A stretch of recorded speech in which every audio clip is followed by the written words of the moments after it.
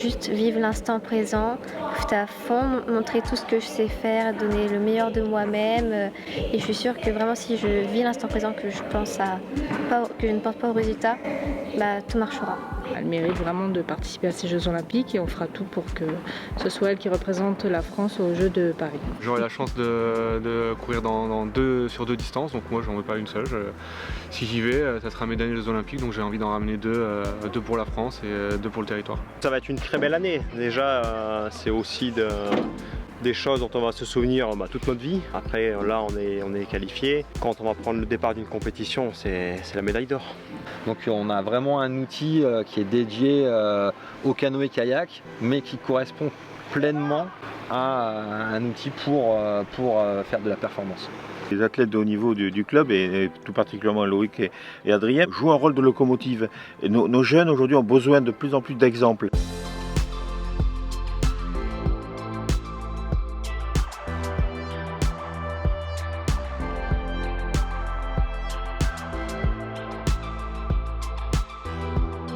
La France s'apprête à accueillir le monde du 26 juillet au 11 août 2024 pour les Jeux Olympiques d'été. Et qui dit JO, dit athlète, avec si possible des médailles à la clé. Parmi les sportifs déjà qualifiés, on trouve Hélène Karbanov, gymnaste rythmique individuelle, et l'essayiste Adrien Barre et Loïc Léonard. Tous se préparent activement dans le département du Pas-de-Calais. Dans un quotidien rythmé par les entraînements à Saint-Laurent-Blangy près d'Arras ou à Calais, tous ont des étoiles dans les yeux quand il s'agit d'évoquer les JO.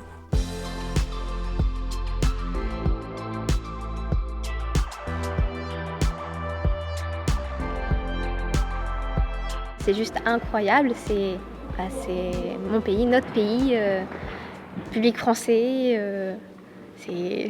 Parce que j'ai déjà fait des compétitions en France, cette année c'était Grand Prix de pied, la salle est je pense beaucoup plus petite, il y avait beaucoup moins de monde et c'était quand même, l'ambiance a été incroyable.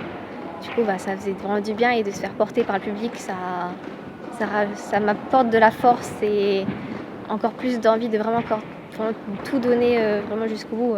Là, les Jeux, forcément, on y pense. Je dirais que pas forcément parce qu'on est dans les 10 derniers mois. On a débuté l'Olympiade après les Jeux de Tokyo. On y pensait déjà. C'est le gros objectif de l'Olympiade, je dirais même d'une carrière en ayant les Jeux en France. Dans notre pays, c'est une chance qui est incroyable. On vient de valider le quota olympique qui était une étape importante et nécessaire pour participer aux Jeux Olympiques de Paris. On a fait des courses de très bon niveau, proches de la médaille. Donc ça nous donne des voies, ça nous donne des pistes de travail pour finir la préparation et être très en forme l'été prochain.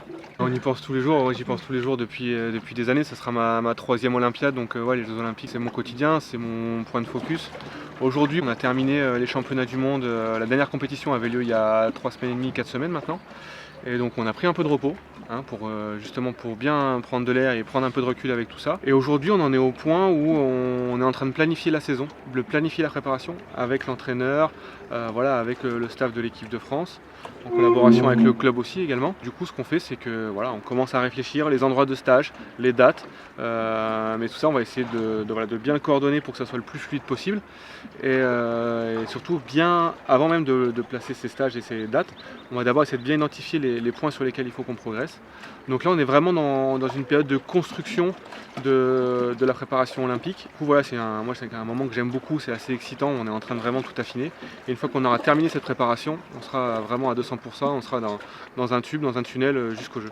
À l'heure actuelle, on travaille sur les nouvelles compositions. J'ai changé pour l'instant 2 compositions, c'était massue et ruban. Pour le ruban, on ne sait pas encore, je vais avoir 2 compositions et puis au ballon aussi 2 compositions. Et donc là en fait ça va être de travailler à fond, de vraiment travailler dans les détails pour que ça, et au niveau artistique et au niveau de l'engin et corporel, pour que tout soit au mieux, parfait on va dire, même pour être vraiment prête pour les Jeux de Paris l'année prochaine. Moi je veux être dans le top 10, pas que aux Jeux mais déjà tout le long de l'année.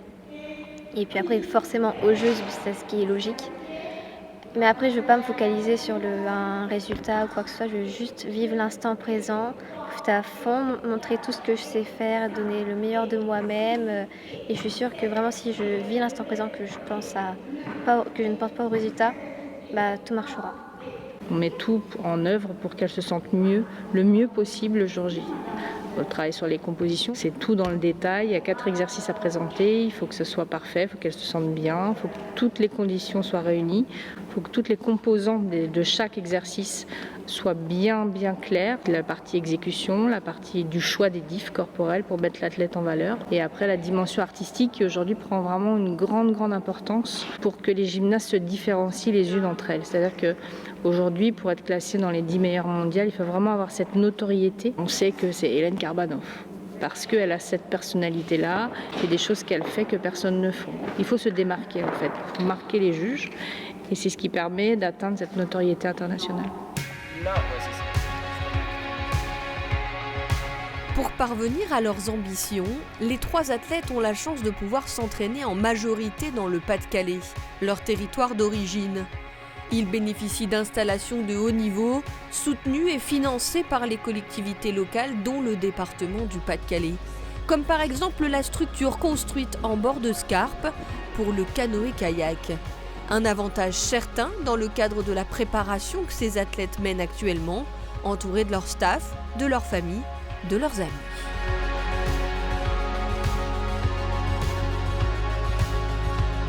Moi je suis originaire de Saint-Laurent-Blangy, j'y ai grandi, j'y ai été scolarisé, j'y ai mis mes premiers coups de pagaie. Et se dire qu'aujourd'hui, en étant présélectionné pour les Jeux Olympiques de Paris, pouvoir continuer de m'entraîner régulièrement ici, d'avoir les infrastructures, le matériel, le staff qui me permet d'avoir des résultats intéressants au niveau international, c'est une chance. Il y a beaucoup de sportifs, j'imagine, qui doivent partir sur des pôles, bouger dans la France entière, peut-être des fois à l'étranger également. Nous, ici, on a un outil qui nous permet de poursuivre notre pratique en ayant débuté ici et maintenant en ayant fait les plus grandes compétitions. J'ai grandi sur le territoire, j'ai été scolarisé dans la Rajoie, j'ai fait toute ma scolarité dans la Rajoie. Et je suis parti pour mes études à l'INSEP, donc du coup à côté de Paris, au bois de Vincennes. Aujourd'hui, je m'entraîne sur le site des Jeux Olympiques de Paris, à Vers-sur-Marne. Je reviens très régulièrement dans la Rajoie parce que ma famille, mes parents sont ici. Et aujourd'hui, avec ce nouvel outil, ça va vraiment fluidifier ça justement. Quand je suis amené à me déplacer, voilà, c'est une question de bouger les bateaux, trouver des solutions d'entraînement. L'ancien club était bien, mais aujourd'hui, on va réussir à produire plus de qualité. L'entraînement va être plus fluide. On aura un meilleur équipement de préparation physique. Maintenant que le bassin est dragué, on va pouvoir vraiment travailler techniquement de façon beaucoup plus fine et voilà, produire un travail de plus grande qualité avec cet outil. Nous sommes effectivement au stade nautique du Grand Arras, nouvellement inauguré, en vue des Jeux Olympiques de 2024. On y retrouve l'ASL Canoë-Kayak Grand Arras dans toute la composante d'école de pagaie et puis jusqu'au plus haut niveau. Et effectivement, les élus et les décideurs ont décidé de nous donner un outil extraordinaire, à la fois pour l'accueil des jeunes et des délégations étrangères par exemple, mais aussi pour l'entraînement de plus haut niveau. Le cahier des charges aujourd'hui, il est à la fois sur l'eau, le bassin en eau, et puis sur ce qu'on appellera la préparation physique générale, donc salle de musculation, salle de préparation avec machine à pagayer. On a également la cryothérapie et tout cela participe à aller chercher des performances. On est sur la Scarpe, qui est une rivière canalisée, qui aujourd'hui un grand curage a été fait de manière très importante. On est sur la trame bleue de la Rajoie, donc les élus ont décidé de s'occuper de la voie d'eau, ce qui est vraiment important. Et par exemple, un curage vient d'avoir lieu pour avoir une profondeur de 1,80 m de berge à berge sur 1,5 km. Et ça, c'est quelque chose qui est important pour nous, bien sûr, pour la pratique à la fois du tout venant, mais aussi du haut niveau. Le quotidien d'un athlète de haut niveau, c'est des choses qu'on partage avec d'autres sports. En fait, voilà, c'est de l'entraînement évidemment tous les jours.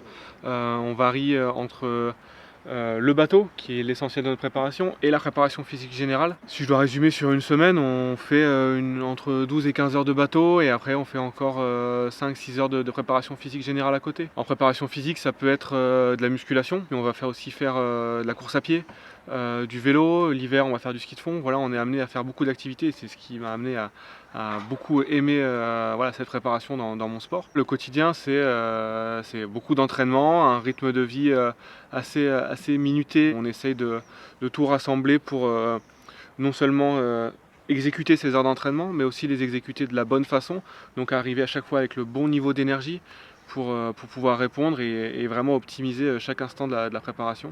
Donc voilà, notre quotidien c'est ça, c'est s'entraîner beaucoup, avoir une bonne qualité de sommeil, une bonne alimentation, une bonne hydratation. Et ça fait en ensemble une bonne préparation. C'est fortement intéressant, on bénéficie déjà de la place nécessaire pour pouvoir pratiquer à haut niveau et aussi de matériel de très bon niveau pour s'entraîner aussi bien en musculation que sur l'eau. Donc on a vraiment un outil qui est dédié au canoë-kayak mais qui correspond pleinement à un outil pour faire de la performance. Je suis fière aussi que notre salle elle puisse accueillir d'autres délégations pour les Jeux Olympiques, parce que ça prouve au moins que notre salle, notre structure, elle est bien adaptée, parce qu'il y a quand même 3 praticables, il y a un haut plafond par rapport à d'autres salles que j'ai déjà vues. Moi j'adore cette salle-là, je me sens bien, je me sens comme chez moi. Je passe déjà du matin au soir ici, mais je pourrais passer je pense toute ma vie, en tout cas en ce moment. Moi je me sens bien à Calais. La fédération a fait le choix de laisser les gymnastes individuels au sein de leur structure, donc chaque individuel s'entraîne dans son pôle et l'ensemble France lui est regroupé sur l'INSEP. Ce qui permet aussi que la gymnaste soit rattachée à sa famille et soit dans son environnement familial pour aussi pouvoir une préparation optimum. Mais je dirais qu'elles sont assez autonomes aujourd'hui pour pouvoir s'entraîner dans des centres d'entraînement différents que leur lieu de vie. Alors c'est pas le cas pour Hélène puisqu'elle est calaisienne. Mais ça aurait pu être le cas, elle aurait pu très bien être dans une autre structure. Quand on a envie de faire du sport de haut niveau, on s'entraîne là où les conditions sont les meilleures. Ici, on regroupe toutes les conditions pour préparer les Jeux Olympiques, ça c'est déjà fait. La préparation, c'est long, c'est un long chemin. On a d'abord toutes les étapes de qualification, puisqu'on n'arrive pas aux Jeux Olympiques comme ça. Donc Hélène a participé au championnat du monde à Valence en août 2023, ce qui lui a permis de se qualifier pour les Jeux en atteignant la 13e place. Donc elle a qualifié la France. Voilà, elle mérite vraiment de participer à ces Jeux Olympiques et on fera tout pour que ce soit elle qui représente la France aux Jeux de Paris. Donc les championnats du monde se sont préparés, on va dire, sur toute la saison 2023, plus en approfondissement sur les 3 derniers mois, juin, juillet et août. On a travaillé vraiment en binôme pendant ces 3 mois de préparation, ici à Calais. Plus de 40 heures semaine et jusqu'à atteindre cette qualification en Espagne qui était vraiment une qualification, une compétition parfaite pour Hélène puisqu'elle réalise la qualif sur 4 exercices sans chute. Et elle obtient aussi la 5e note au ballon sur le concours général, donc c'est quand même une très très belle performance, il faut le dire. Et sur la saison 2023-2024, donc elle va participer à différentes compétitions, tournois, Coupe du Monde et Grand Prix, Championnat d'Europe, jusqu'à la sélection pour les Jeux de Paris. Je vis avec mes parents à Calais. Mais après, ça me fait quand même du bien qu'ils soient à côté de moi parce que je tiens beaucoup à eux et puis j'ai toujours été avec eux. Si on m'avait détaché, séparé de mes parents, je pense que ça m'aurait fait un peu de mal. J'aime bien être libre, être un peu seule, mais je veux dire, là, j'aime bien avoir le soutien de mes parents juste à côté de moi, comme ça. J'en ai besoin vraiment. Et puis c'est important, même quand ils partent en compétition avec moi, ça me fait toujours du bien. Même inconsciemment, je sais qu'en fait, ils me donnent de la force. Notamment pour le sprint, donc la course en ligne, c'est des clubs forts, Saint-Laurent-Blangy, Boulogne-sur-Mer, et une aventure olympique qui continue presque. Je pourrais dire, avec des athlètes de Saint-Laurent-Blangy, mais aussi de Boulogne-sur-Mer, qui vivent l'aventure olympique depuis maintenant plusieurs Olympiades. Sur le fait qu'Anthony, effectivement, un petit gars de Saint-Laurent, se retrouve aujourd'hui dans le staff et en charge de l'équipe de France olympique. D'une part, c'est aussi lié aux résultats des jeunes du club qu'il a encadrés. On est un peu dans le système de méritocratie, c'est-à-dire qu'on prend les entraîneurs de là où les athlètes sortent, et ça a été le cas pour Anthony en équipe de France junior, puis en équipe de France olympique. La place du canoë-kayak, effectivement, alors ça paraît quand on est dans le sud un peu atypique, mais effectivement le canoë-kayak est une place forte dans le Pas-de-Calais. Je rappelle juste que l'équipe olympique du Pas-de-Calais est composée de 19 athlètes, dont 5 de Saint-Laurent-Blangy et un en paralympique qui va y rentrer au 1er janvier. Les résultats qu'on obtient par les athlètes ou le niveau du club dans sa globalité est lié à une politique sportive du département dès 2008. Cette politique sportive nous a fait faire un bond en avant. Le soutien à l'emploi de postes d'entraîneurs, par exemple, pas forcément de postes d'éducateurs.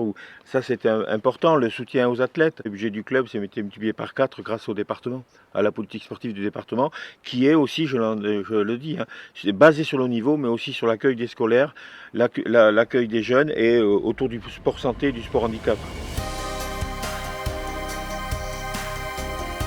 Comme en 2012 lors des Jeux Olympiques de Londres, le département du Pas-de-Calais n'a pas hésité à s'engager pleinement pour les Jeux Olympiques de Paris 2024, en mettant en place une vraie dynamique, en soutenant les clubs du territoire, les collectivités locales, mais aussi les athlètes qui composent la team Pas-de-Calais. Une team où l'on partage les valeurs des JO. Excellence, respect, amitié, mais aussi une forme d'exemplarité pour les plus jeunes, mais aussi pour embarquer tous les habitants du territoire.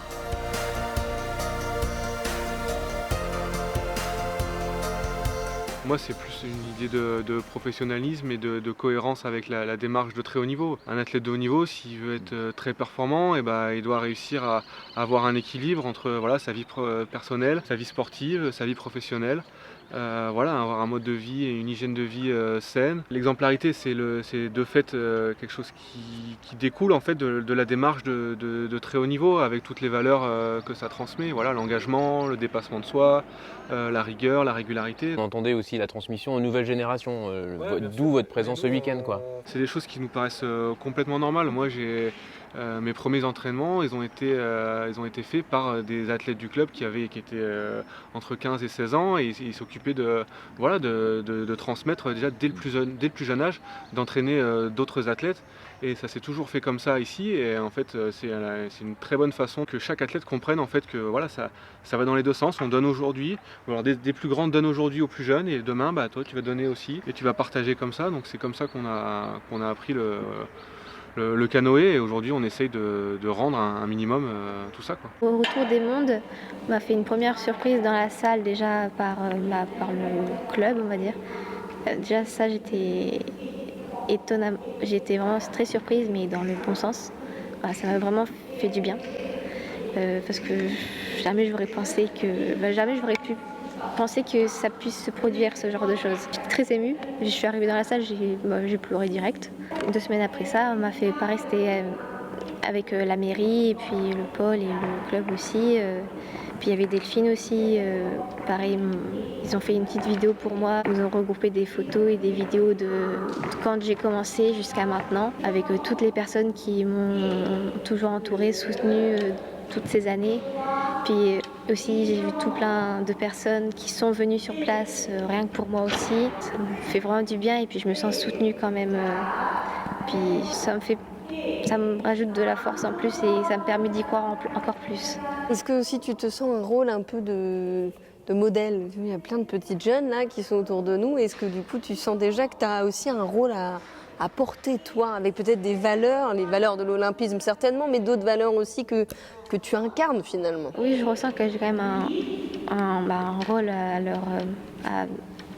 à montrer, à donner, mais ça me met pas du tout de pression, au contraire, parce que par exemple, même juste leurs parents, parfois ils m'envoient des messages et tout ça, où derrière eux c'est leur fille qui écrit quand même. Ça me touche beaucoup, et puis même parfois j'essaye de les croiser aussi dans les vestiaires, même juste pour les booster, pour leur faire croire qu'elles peuvent y arriver, parce que pour moi je pense que tout est possible dans la vie, rien n'est impossible tant qu'on y croit, tant qu'on veut, tout vraiment on peut, faut toujours y croire. Du coup, même je vois pas une petite qui va pleurer ou qui va être triste, déçue.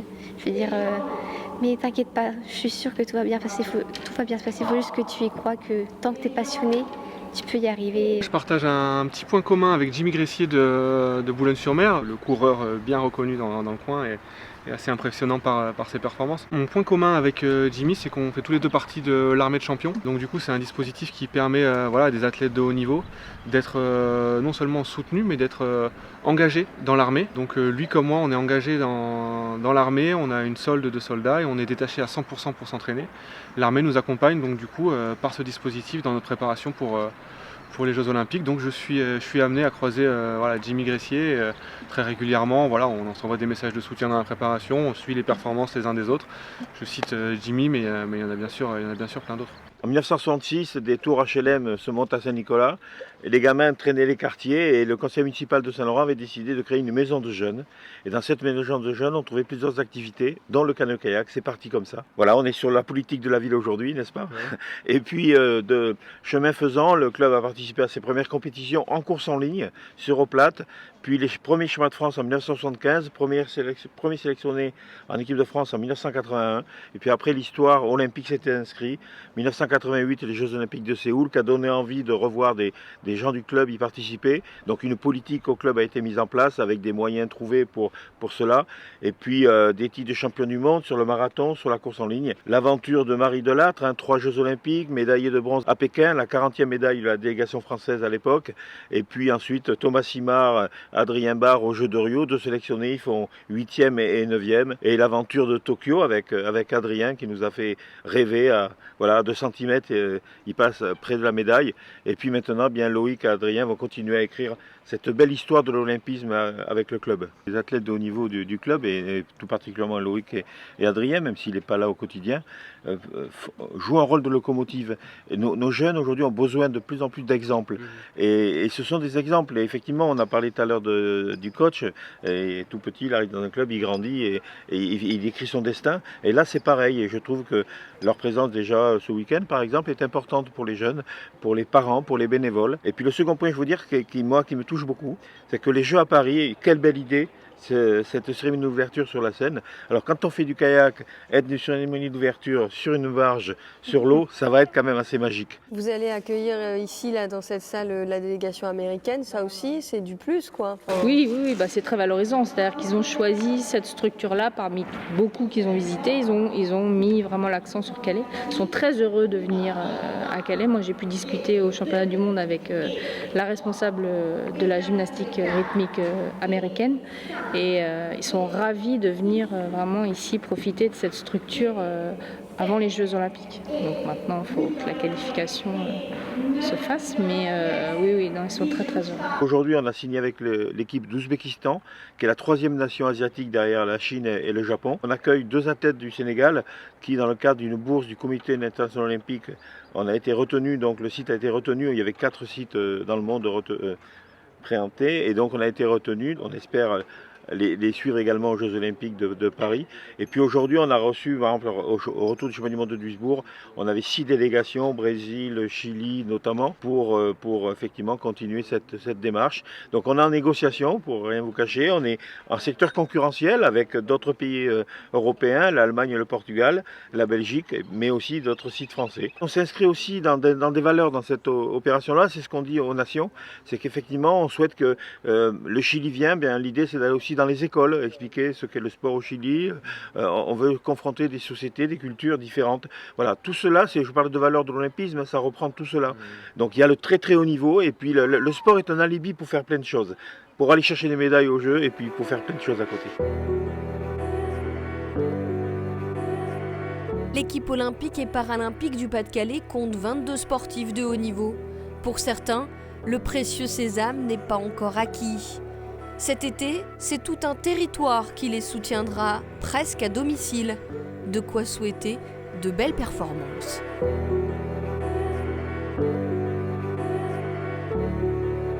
Je leur souhaite déjà qu'ils s'épanouissent dans ce qu'ils font, et je pense qu'ils le font très bien, et surtout je leur souhaite de faire une médaille au jeu, bien sûr. Le podium, le podium, parce que c'est ça qu'ils cherchent. Voilà, à partir de là, comme dit Anthony, ils vont s'accomplir, ils vont s'épanouir, il y aura du monde dans les tribunes. Et puis on croise les doigts, on est avec eux. Pour nous, ça va être une très belle année. Déjà, c'est aussi des choses dont on va se souvenir toute notre vie. Là, on est qualifié. Quand on va prendre le départ d'une compétition, c'est la médaille d'or. Non pas une, mais en fait, j'aurai la chance de courir sur 2 distances. Donc moi, j'en veux pas une seule. Si j'y vais, ça sera mes derniers Jeux Olympiques, donc j'ai envie d'en ramener 2 pour la France et 2 pour le territoire. On sera là jusqu'au bout, je serai là jusqu'au bout, pour qu'elle puisse atteindre ces Jeux Olympiques et mettre tout en place pour que son rêve se réalise, oui. C'est un objectif quand même, une médaille ou un podium? En termes de médaille, j'aimerais bien, elle aussi je pense, mais l'objectif ce serait d'être dans les 10 déjà, de se qualifier pour le 2e concours, ça ce serait génial. Moi je veux être dans le top 10 même. Pas que au jeu, mais déjà tout le long de l'année. Et puis après, forcément, aux Jeux, c'est ce qui est logique. Mais après, je ne veux pas me focaliser sur un résultat ou quoi que ce soit. Je veux juste vivre l'instant présent, profiter à fond, montrer tout ce que je sais faire, donner le meilleur de moi-même. Et je suis sûre que vraiment, si je vis l'instant présent, que je ne pense pas au résultat, tout marchera.